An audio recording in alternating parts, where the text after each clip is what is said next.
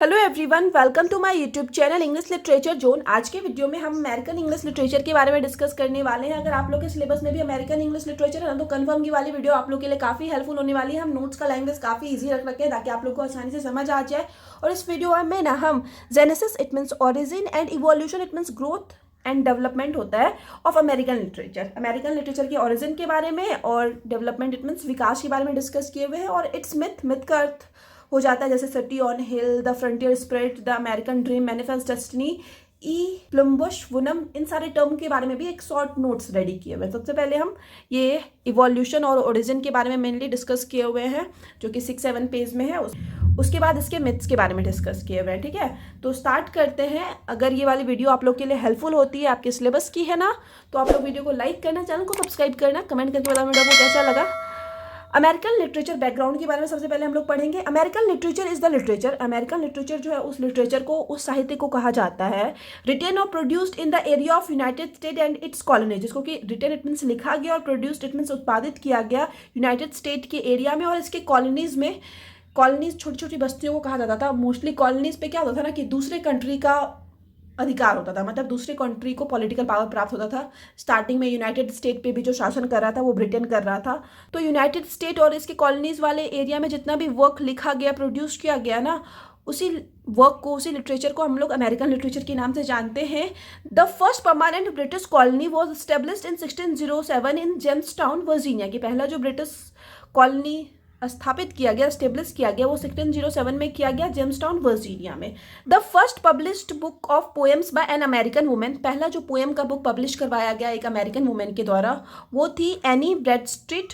C was inspired by English metaphysical poet. वो काफ़ी ज़्यादा प्रभावित थे इंग्लिश के मेटाफिजिकल पोइट से। मेटाफिजिकल पोइट्री पे ऑलरेडी हम वीडियो अपलोड कर रखे हैं। Her book the 10th muse lately sprung up in America. उनका जो बुक है the 10th muse lately sprung up in America shows the influence of Edmund Spenser. वो दिखाता है कि किस तरीके से वो प्रभावित थी काफ़ी ज़्यादा एडमंड स्पेंसर से, फिलिप सिडनी से and other English poets as well. साथ ही साथ और भी जो दूसरे पोइट्स से वो काफ़ी ज़्यादा प्रभावित थे ना, तो उन प्रभाव को हम देख सकते हैं उनके work the 10th muse lately sprung up in America में। ठीक है, तो यहाँ तक हम लोग पढ़ लें। अब आपको हम ना मेनली जो अमेरिकन इंग्लिश है ना, उसको जितने पीरियड में डिवाइड किया गया है ना, उसके बारे में पहले बता देते हैं ताकि आप लोग को समझने में आगे आसानी हो।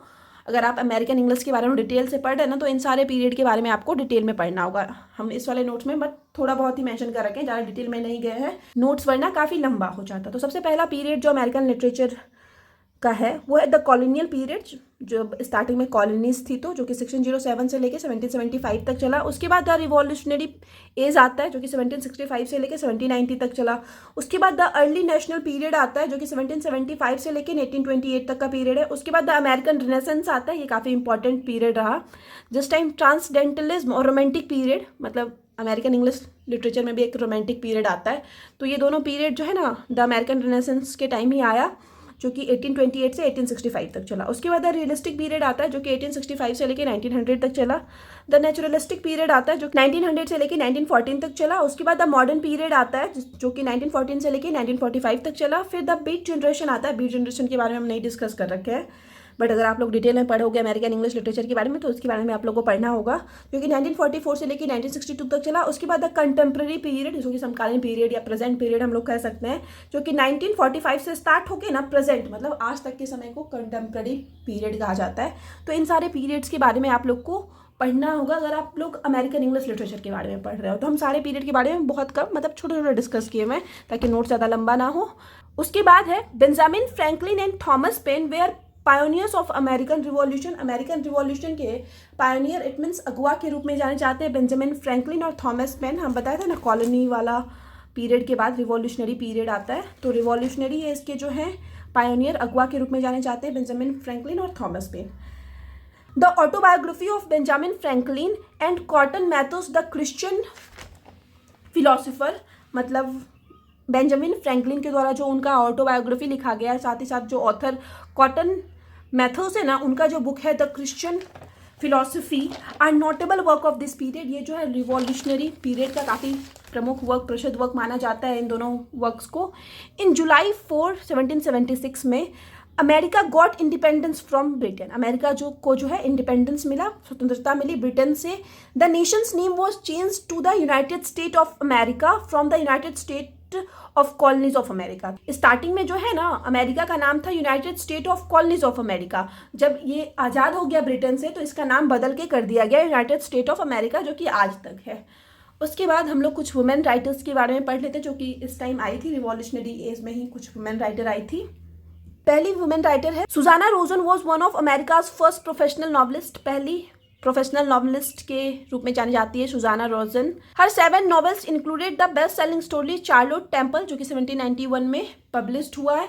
तो वो जो 7 नॉवेल्स लिख रखी है ना, तो उसमें एक उनका बेस्ट सेलिंग नॉवेल भी शामिल है, जिसका कि नाम है Charlotte Temple. Another novelist was Hannah Foster, और दूसरी जो फीमेल नॉवलिस्ट थी अमेरिकन इंग्लिश लिटरेचर की, वो थी Hannah Foster, whose best selling novel, जिनका कि काफ़ी प्रसिद्ध बेस्ट सेलिंग नॉवेल्स जो है the coquette was about a young women. ये जो वर्क है द कॉक्वेट, वो एक यंग वुमेन, एक युवा महिला के बारे में रहता है। Torn between virtue and temptation, जो कि अपने वर्च्यू इट मीन्स अच्छे गुण, क्या अच्छा है, और टेम्पटेशन इट मीन्स क्या उसका डिज़ायर है, क्या उसके अंदर एक होता है ना कि लालसा है, उन दोनों के बीच फंसी हुई है। तो यही स्टोरी को जो है पोर्ट्रेट किया गया द कॉक्वेट में।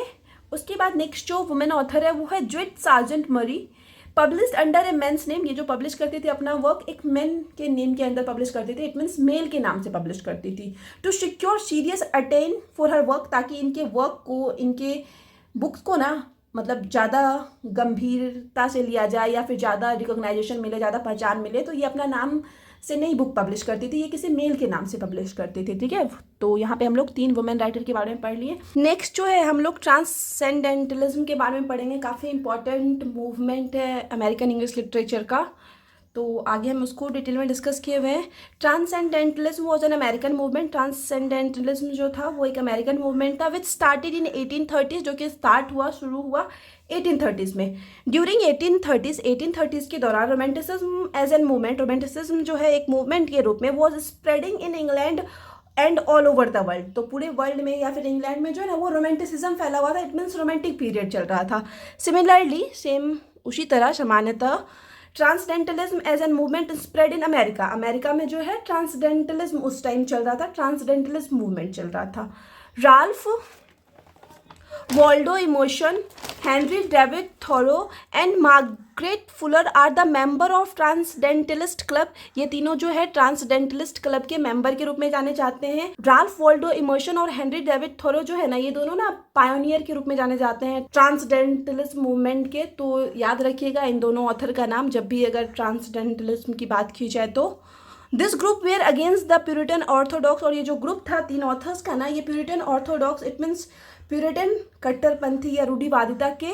Bronson Alcott commented on Emerson writing saying that, Bronson Alcott जो कि अमेरिका के ही ऑथर हैं, तो वो राल्फ वॉल्डो इमोशन के राइटिंग पे कमेंट करते हुए, टिप्पणी देते हुए कहते हैं कि Emerson's church consist of one member himself. ठीक है, अब नेक्स्ट जो है बिलीफ्स ऑफ ट्रांसडेंटलिज्म, ट्रांसडेंटलिज्म के बिलीफ्स इट मीन्स मान्यताओं के बारे में पढ़ लेते हैं कि किस चीज़ को मैंने डिस्कस किया जाता था ट्रांसडेंटलिज्म में। Power of emotion and institution, emotion और इंस्टीट्यूशन की पावर पे मेनली फोकस किया जाता था, जोर दिया जाता था ट्रांसडेंटलिज्म में। चैम्पियन इंडिविजुअलिज्म, इंडिविजुअलिज्म को चैंपियन इट मीन्स होता है, इंडिविजुअलिज्म के बारे में बात की जाती थी। Soul's connection with God, God के साथ सोल का कनेक्शन दिखाया जाता था। And role played by nature, और नेचर का क्या रोल है, क्या भूमिका है ना, इसके बारे में जो है डिस्कस किया जाता था ट्रांसडेंटलिज्म में। तो ट्रांसडेंटलिज्म आप यहाँ तक लिखने के बाद ना आपको कुछ और भी ऐड करना है जो कि हमको इंपॉर्टेंट लगा, और ये बाद में हम ऐड किए हुए हैं। ये 4-5 लाइन कि self reliance by Emerson, Emerson Ralph Waldo Emerson का काफ़ी इंपॉर्टेंट वर्क है, self reliance. And Walden by Thoreau, और वॉल्डन जो है वो थोरो का वर्क है। आर इसेंशियल ट्रांसडेंटलिस्ट वर्क, इन दोनों वर्क को ना काफ़ी महत्वपूर्ण ट्रांसडेंटलिस्ट वर्क माना जाता है। Transcendentalism influence several writers and genres in American literature, American literature के ढेर सारे राइटर्स को और जॉनरा इट मीन्स शैली को काफ़ी ज़्यादा प्रभावित करता है transcendentalism movement. Walt Whitman and John Crocker to name a few, और उनमें से जो है Walt Whitman and John Crocker कुछ ऑथर का, कुछ राइटर का नाम है जो कि काफ़ी ज़्यादा प्रभावित हुए ट्रांसडेंटलिज्म मूवमेंट से। नेक्स्ट जो है हम लोग रोमांटिसिज्म इन अमेरिकन लिटरेचर, अमेरिकन लिटरेचर में रोमांटिसिज्म के बारे में डिस्कस कर रहेंगे। हम शॉर्ट में ही डिस्कस कर रखे हैं रोमांटिसिज्म के बारे में। American romanticism was emphasis upon the imaginative and emotional qualities of literature. American romanticism जो है ना, लिटरेचर के इमेजिनेटिव एंड इमोशनल क्वालिटीज़ पे मेनली फोकस्ड करता है, मेनली उसकी व्याख्या करता है। वॉशिंगटन इरविंग, जिनका कि फेमस वर्क है the sketch book, Rip Van Winkle, the legend of Sleepy Hollow. Next author है एडगर एलन पोए, जिनका कि फेमस वर्क है the murders in Rue Morgue, the raven, जो कि 1845 में पब्लिश हुआ है, काफ़ी फेमस वर्क है द रेवन। उसके बाद है लैगिया। उसके बाद नेक्स्ट जो ऑथर है Nathaniel Hawthorne, the Scarlet Letter, उनका काफ़ी फेमस वर्क है जो कि 1850 में पब्लिश हुआ। And the House of the Seven Gables, जो कि 1851 में पब्लिश हुआ।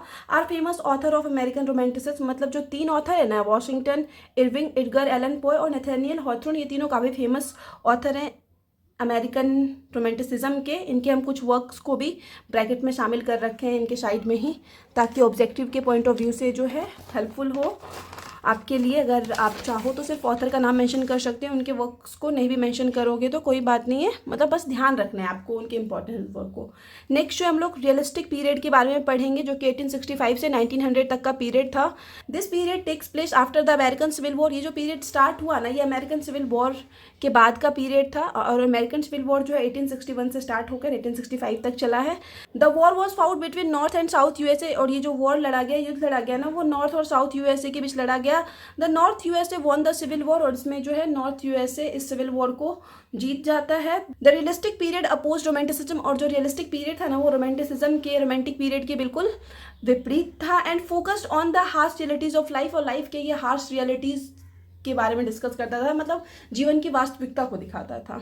Notable writer of this period was, और जो रियलिस्टिक पीरियड के जो फेमस राइटर्स थे उनमें हैं मार्क ट्वेन, जिनका कि फेमस वर्क है टॉम सॉयर, हकलबेरी फिन, काफ़ी फेमस वर्क है इंग्लिश लिटरेचर का ये दोनों, मतलब बहुत सारी यूनिवर्सिटीज़ के सिलेबस में, खासकर हकलबेरी फिन। तो हेनरी जेम्स का फेमस वर्क है portrait of a lady, Daisy Miller, wings of dove, the American, ये सब काफ़ी फेमस वर्क है हेनरी जेम्स का।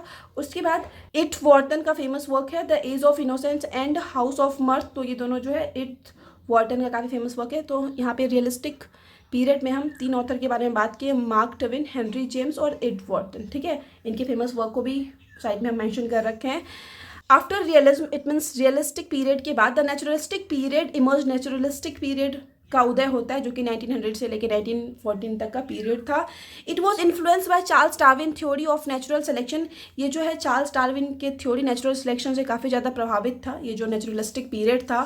थियोडोर ड्रेजर, जिनका कि फेमस वर्क है an American tragedy, and Jack London, जिनका कि फेमस वर्क है to build a fire, they are notable writer of this period. इस पीरियड के दो राइटर्स जो काफ़ी फेमस हुए उसमें थे Theodore Dreiser and Jack London, ठीक है। इनका हम एक एक फेमस वर्क भी लिख रखे हैं। नेक्स्ट जो है हम लोग मॉडर्निज्म इन अमेरिकन लिटरेचर, अमेरिकन लिटरेचर के मॉडर्न पीरियड के बारे में डिस्कस करेंगे, जो कि 1914 से स्टार्ट होकर 1945 तक का पीरियड था। Ezra pound started the modernist poetry movement in America. America में जो मॉडर्निस्ट पोइट्री मूवमेंट है वो एजरा पाउंड स्टार्ट की थी, कॉल्ड इमेजिज्म, जिसको कि इमेजिज्म के नाम से जाना जाता है। Notable poets of modernist poetry are Ezra Pound, Wallace Stevens and Robert Frost. Ezra Pound, Wallace Stevens and Robert Frost जो है ना, काफ़ी प्रसिद्ध पोइट्स के रूप में जाने जाते हैं मॉडर्निस्ट पोइट्री के। William Faulkner, Ernest Hemingway, F Scott Fitzgerald were notable novelist of this period. Modern period के जो है प्रमुख नॉवलिस्ट के रूप में विलियम फॉकनर, अर्नेस्ट हेमिंगवे और एफ स्कॉट फिट्जजेराल्ड जाने जाते हैं। The 1920s were called the roaring 20s और jazz age of American literature. तो 1920s का जो पीरियड रहा है ना, उसको रोअरिंग 20s या फिर जैज एज कहा जाता है अमेरिकन लिटरेचर का।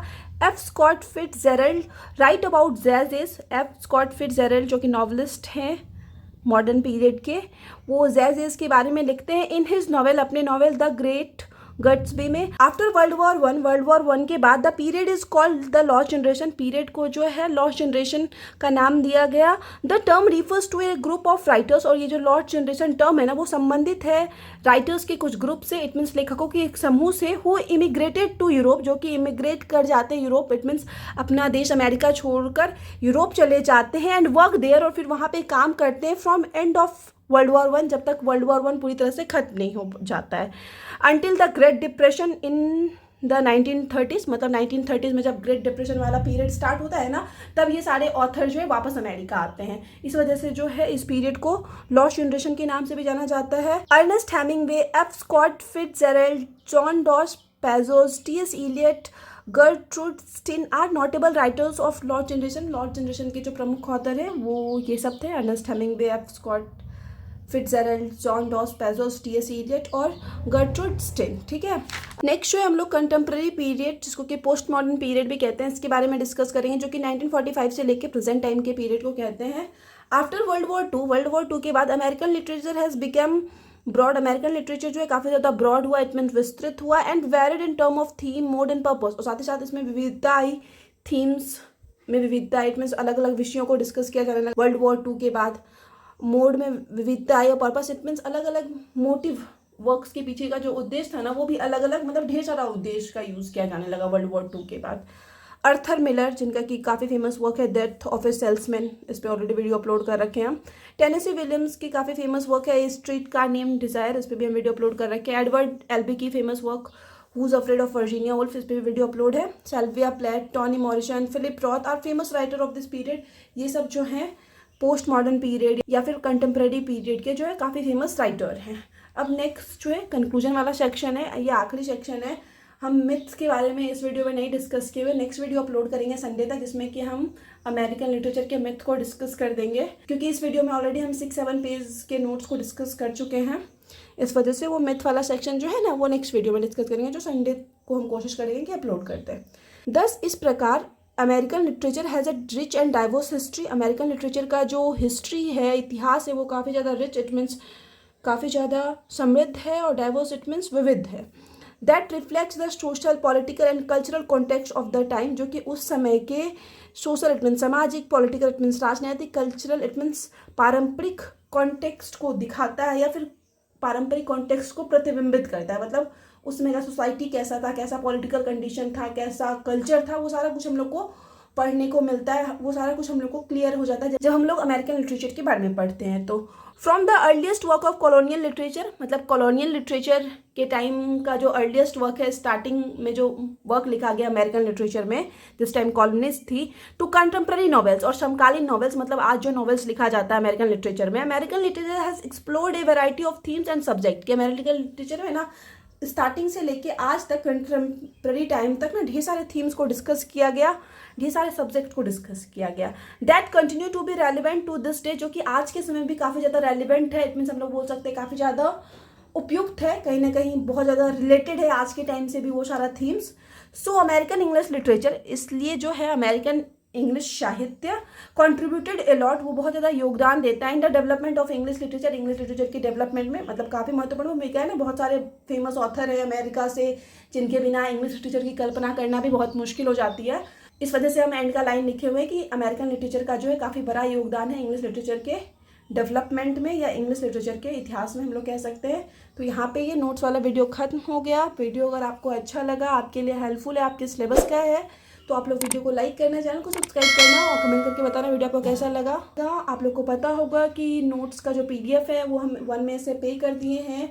तो अगर आपको इस नोट्स का PDF चाहिए तो आपको एक टॉपिक के PDF के लिए 30 रुपीज़ पेड करना होगा।